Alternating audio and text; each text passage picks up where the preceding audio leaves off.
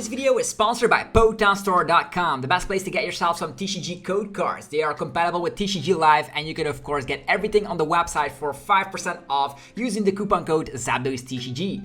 This video is also sponsored by Cardmarket.com. This is a European platform where you're able to buy and sell cards to people all across Europe. I personally use it every single day, and you can do it as well. And you can use the referral name ZapdosTCG to help support the channel. This video is also sponsored by YourPlaymat.com. This is a platform where you're able to, of course, create your own custom playmat. They have, of course, capabilities to ship worldwide, and you can get 10% off by clicking the link down below. So definitely check it out. Last but not least is Dragon Shield, the best brand to protect your beautiful cards. You can of course there's links down below for US and European people, and you can of course get your best quality sleeves available, as well as deck boxes and binders.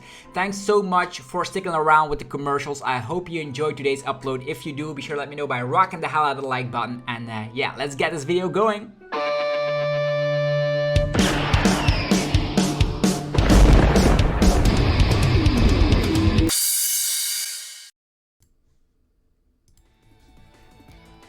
Sup YouTube, it's ZapdosTCG here, and welcome back to our TCG video on my channel. On this channel you get daily Pokemon TCG content, so be sure to hit that subscribe button so you don't miss out. In this video we're gonna go over some analysis of the Hartford as well as the Malmo Regionals that took place last weekend. So we're gonna be taking a look at which decks were popular, what the meta share was, and which decks actually came out on top. We're gonna be checking out the top 8 deck lists of both of these regionals, and even for Hartford we can scroll through the entire decks from the day 2. That's gonna be fantastic for us. Add a little bit of knowledge because there's still a couple of events left in this format, because that's something we need to take care of first before we move eventually onto the Paldea Evolved meta share, because Paldea Evolved comes out on June 9th. I already did a ton of videos on Paldea Evolved. I did some deck lists already for chien-pao and ting-lu. We did check out some Japanese results already for the Paldea Evolved set. We did a top 20 best cards of the set. We did a set review. We did also a bio list. So we did almost everything on the Paldea Evolved to get you guys started. But for now, let's check out the current meta as it is right now. Hartford Regionals, 1,058 players participated in that event, and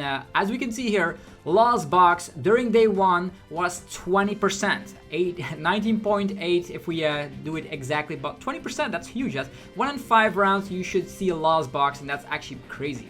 Most popular deck for sure, followed up by Lugia VSTAR, still around in the format. Then we have Gardevoir, Mew VMAX, Arctina, and then Miraidon. These were the most popular decks over in Hartford Regionals. We can also see how the day 2 conversion rate looks like. If we take a look right now, we do see that Lost Box had a great conversion rate with 25 decks sneaking their way into the day 2. Then Mew VMAX did incredibly well, as we all know. Mew VMAX won as well in Malmo as in Hartford Regional, so we do see that Mew VMAX was definitely the pick for that weekend, and not a lot of people were respecting Mew. Lots of Kyogre Lawson boxes set. We don't even need Drapion. Kyogre is all you need to win against Mew, but with of course a high amount of Judge Path being around, that actually wasn't the case, and it's not that easy to pull off that Kyogre for 250 with the Aqua Storm, so we see that right there. Lugia still around, and then Duraludon surprisingly did really well. The conversion rate was insane. If we take a look at this specific list, it actually was not even showcased on the screen. And now if we hop over to day 2, we do see that Duraludon, and most of these were with Umbreon VMAX, the deck actually showcased yesterday. So we do see that Umbreon is not a joke, it is a real meta deck. I wonder if it's still going to be around with Paldea Evolved. We do see that Gardevoir also still around, and Arctina. Miraidon had dropped off completely, so Miraidon didn't do that well, but let's take a look at the results, shall we, for the Hartford Regionals. As you can see, the 1,059 players, so there was an additional player here on the list. So as we can see, these for day 2, 111 decks, and we did see that day 2 meta share already. We're going to be taking a look at the top 8 first, because that's what we are interested in, and that is going to be Rowan, with of course the Mew and of course the Fusion build. The Fusion build of Mew is of course one of the decks that people were disrespecting. They told everybody that the version with the DTE was better, like Path, Judge, that was the better version, but this is actually showcasing that Mew VMAX with Deoxys is actually doing pretty crazy stuff. It's also one in Malmo, not the exact 60 by the way, but very close to it. There's still some disruption elements in there with Path and Roxanne being there. No Judge in this build, but it does run 4 tracking shoe. That's very noteworthy. 4 tracking shoe to just dig through the deck and just get that turn 1 Meloetta donk. As we saw that Arceus did see a huge uptick in play that weekend for the Hartford Regionals. We did expect that the Fusion build will be better because if you can KO Arceus before it's able to do anything, you automatically win the game. Same goes for Lugia. If they only have one Lugia out and then you rope it and you KO it, you win the game. So that's what this build was all about. Alassa Sparkle onto Meloetta, then play some tablets and then boom, you just destroy anything in your path. So cool to see. A random penny just to not get Dreepy locked or Mawile trapped, it seems. So one of these pennies can of course get multiplied by utilizing that Pal Pad, and that means there's a couple of versions. You can even Roxanne twice with this list, seeing as there is a Pal Pad in there. Okay, moving forward, there's that second place Lugia list. There's second as well as third, so Lugia also still very representative in that tournament, utilizing the Urshifu, the 1-1 line of Urshifu, to blow through anything, including even the Relevant VMAX, because it goes through any effect. So also very great in the mirror match, and that Single Strike package can also work against Miraidon because you hit for weakness. So you have Lugia, a 4-3 line, 4 Archeops. This archetype is already known. Not a lot of changes have been implemented here. Very straightforward. Only one collapse. Do run the 3 gift energies and 3 V-Guard. So lots of energies in here, to be honest. If we take a look here, that's 3, 3, 3. That's 9. 13 energies. Okay, they cut down on specific other energies, it seems. But this actually does mean with the urns, you can get back the single strike energies. There's double Tyranitar. There's the 1-1 Urshifu. Oh yeah, they cut down on Stone Journer, it seems. So no Stone Journer. Instead, they go for the Urshifu, the 1-1 line. And also that penny. So lots of lists were playing penny, so trapping opponents with something like the Mawile wasn't actually a thing during that weekend. This is a very similar list. If we're taking a look at it, I don't know if there's anything different. Let's just flip-flop between them because I really want to see here. Oh, this looks like the exact 60. Yeah, exact 60 for Grant as well as Reagan. Yeah, there's a lot of these. Like there was the... Yeah, in Portland, they also played the exact 60. So that means that Reagan did pretty well back-to-back.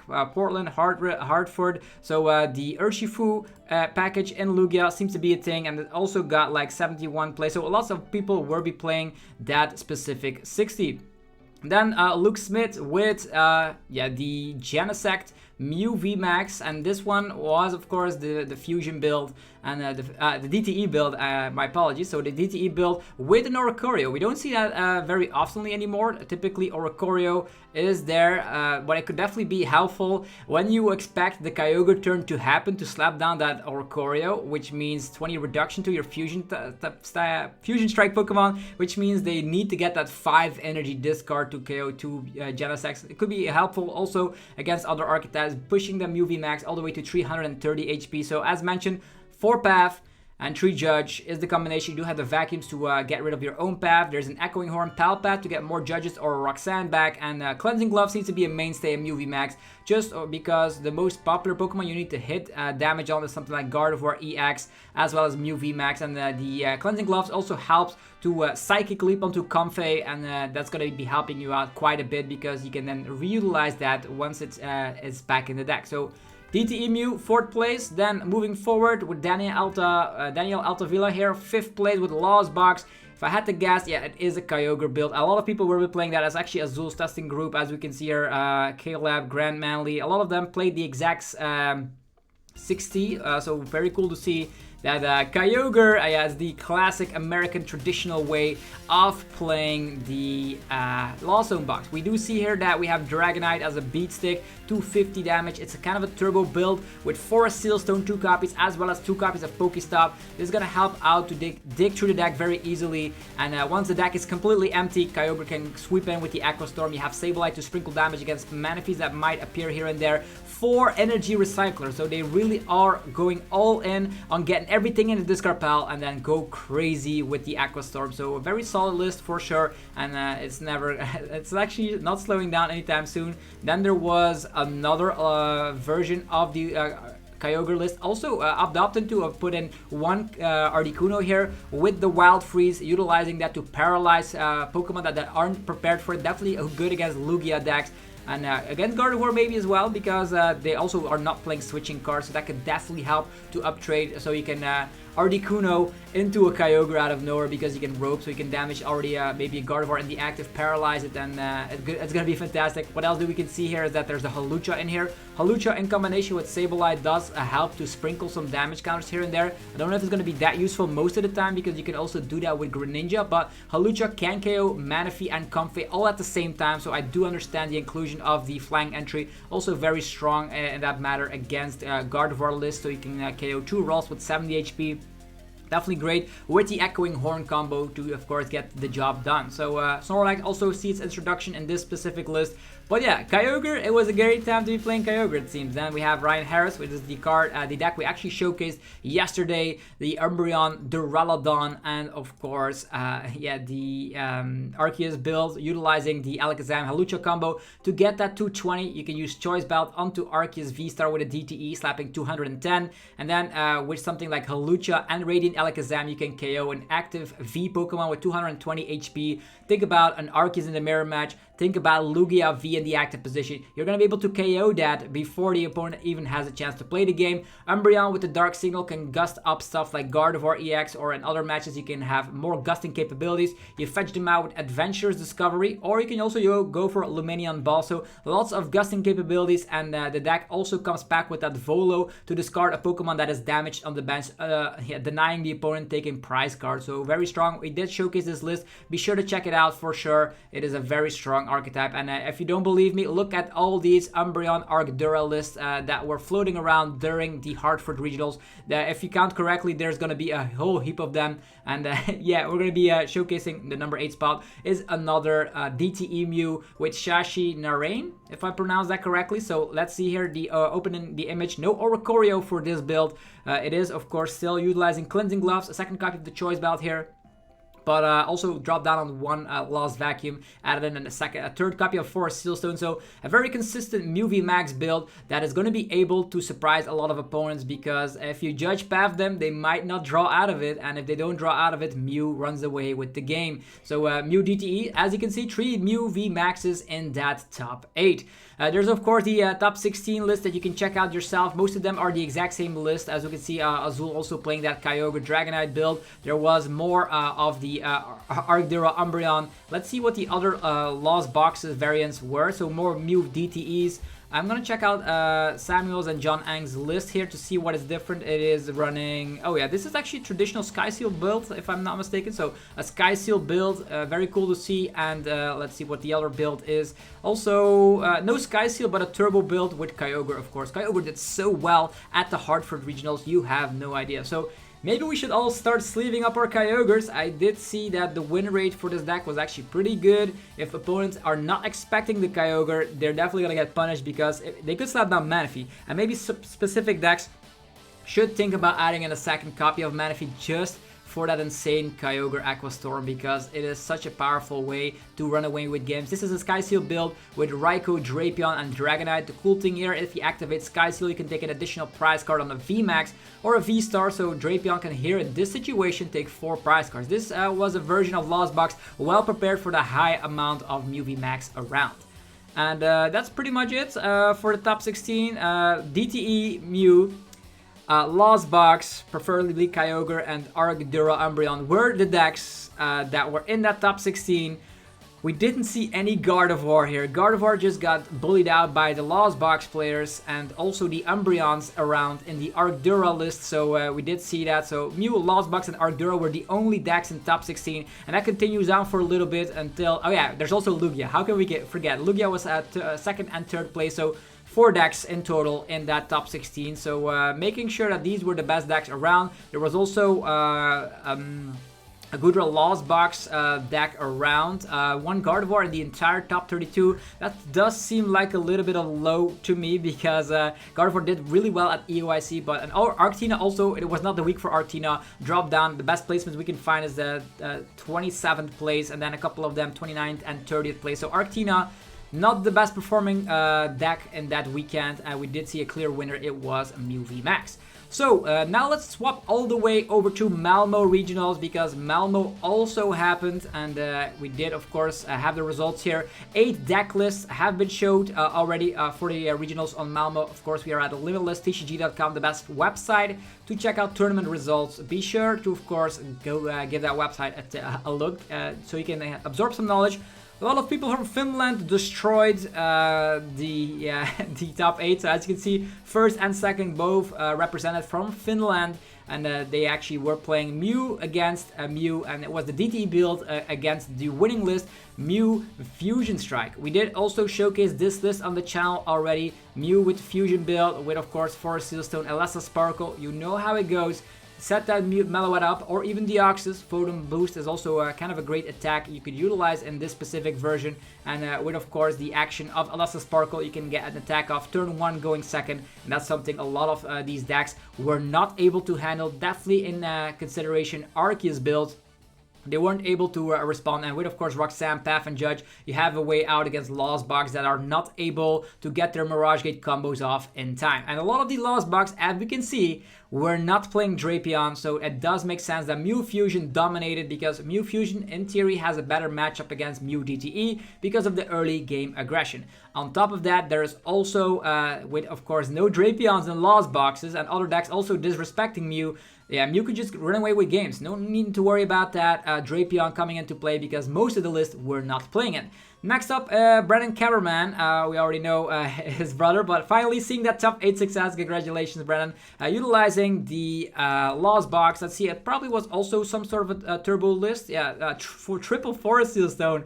Have you ever seen anything like a triple Forest Seals and double Pokestop? Want to get to that 7 cards in the Lost Zone as quickly as possible. Even on top of that, adding in 3 copies of Trekking Shoe. This list was playing Drapion, so they were prepared for the Mew weekend. And this is pretty much 1 Cramorant, 2 Sableye, get into that 10 card as quickly as possible so you can Lost Mine. With the double Clara, you can definitely do some wonders. I'm also very scared when utilizing Pokestop in this build, because it is not running Palpad, so if you discard like Clara Boss, you can definitely lose against randomness. So that was that.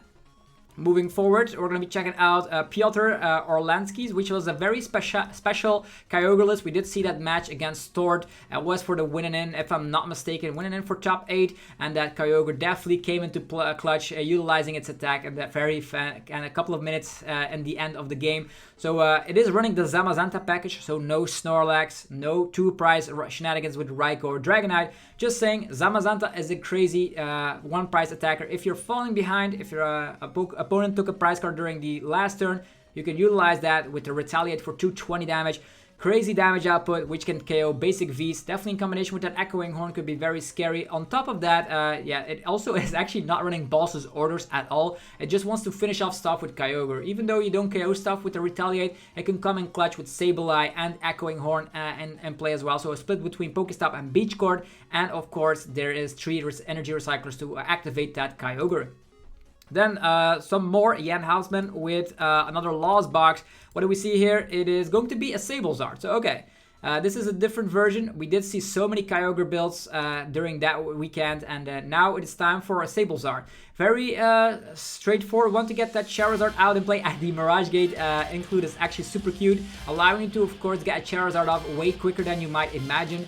When the opponent least expects it, you can activate the Charizard and start sweeping for, of course, the Combustion Blast earlier, because you also have Magma Basin, Raihan, and Mirage Gate, so you can activate it at will, which is very strong for sure. On top of that, this list runs the Echoing Horn, allowing you to, of course, punish opponents that are not prepared for it, and also has that Roxanne for the mirror match. So, solid Sablezard list, very strong in this meta. I tested this out as well, winning a league challenge, so I can definitely recommend Sablezard. Then Brian DeVries, 6 plays with Gardevoir. The only Gardevoir we're going to be taking a look at today. And it looks like an alteration of, I would say, Torch 60, if I'm correct. So we do see that the list is running triple stadium, so the Path to the Peak is the only thing that is noteworthy about this list, in my opinion. Still has the Sky Seal Stone for additional prizes, has the Penny, has the Miriam, does have Worker to bump Path. You can also bump your own Path. I'm a big fan of the Worker, and definitely with Paldea Evolved, when Path becomes more prevalent, you're definitely going to be utilizing the worker here because Gardevoir is going to be public enemy number 1. You can stop that with Path, so it does make sense to run worker already. There's Collapse Stadium to, of course, deny prizes, so you can sometimes attack with Zacian, going into a Cresselia against Lost Box, and then even Collapse to put a 2-prizer in the discard pile. Very, very strong. Roxanne Temple against Lugia, also super solid. This is a 60. I probably wouldn't change a single card off, if I'm honest. It is just so solid. And you definitely, if you want to be playing Gardevoir in the Scarlet and Violet's format, you definitely should be playing this 60. It is very, very good. Tort actually utilized Forest Sealstone over Sky Sealstone, but I'm still a bigger fan of Sky Sealstone to uptrade, definitely against Mew VMAX out there.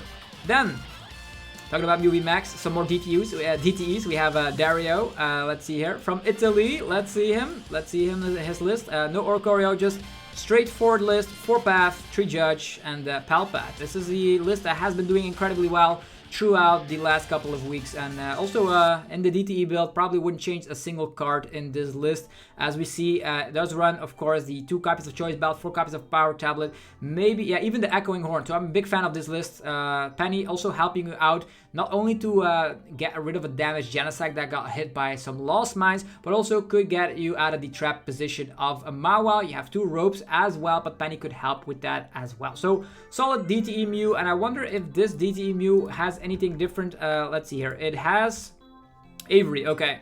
Very similar to the decks of Mew VMAX that I've seen before. Also have the Oricorio for some additional defense. So the cards that were included in here were Oricorio and Avery, helping you out that little bit further. So yeah, these were all the lists. You don't have the list for Consta Kalama, but it's also a DTE build. Wouldn't definitely verify. Yeah, it will not differ too much from these couple of lists. So that's it. Top 8 lists for both regionals. If you enjoyed this video, let me know by rocking the hell out of the like button. Helps out in many ways. We still don't have the statistics quite yet for the Malmo to see what the meta percentage was during day 1 and day 2, but yeah, you can find out as long as they will upload the results on Limitless. You can find that over here. Have yourself a fantastic rest of your day. If you enjoyed the video, rock the hell out of the like button. Go check out our sponsors. PokemonStore.com, the best place for TCG live code cards. Use the coupon code ZapDoesTCG for a whopping 5% of your order. Go check out cardmarket.com, the best place for European players to buy and sell cards to people all across Europe. Utilize the referral name ZapDoesTCG to help support the channel. Go check out Dragon Shield. There's links down below to buy sleeves, binders, and deck boxes. It's the best brand to protect your cards, so definitely check out the website and buy some stuff. Helps out the channel as well. And then last but not least is yourplaymat.com, the website to create your own custom playmat. They ship worldwide to your doorstep, so definitely check out the website. You can get 10% off today by clicking that link down below, so you're going to be able to upload your favorite wallpaper or design, and they turn it into a beautiful playmat. Have yourself a fantastic rest of your day, and I'll see you guys tomorrow for some more Pokemon TCG madness. Peace!